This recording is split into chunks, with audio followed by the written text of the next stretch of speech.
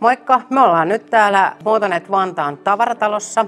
Motonetteja ympäri Suomen yli 40 ja me ollaan aloitettu 24 Rentin kanssa 4 tavaratalon voimin pilottijakso, missä sitten pihalla on vuokrattavissa 24 Rentin kautta pakettiauto tai sitten farmarihenkilöauto. 24 Rent on Suomen suurin yhteiskäyttöautopalvelu.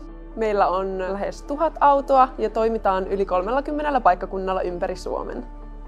Yhteistyön kautta tuotiin jokaiseen tavarataloon 1 henkilöauto, farmariauto ja 1 pakettiauto.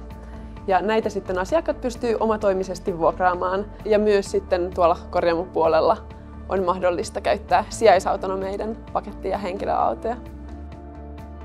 Meillä täällä korjaamon puolella 24 Rentin yhteistyö näkyy sillä tavalla, että asiakas voi tarvittaessaan ottaa tuosta sijaisauton käyttöön.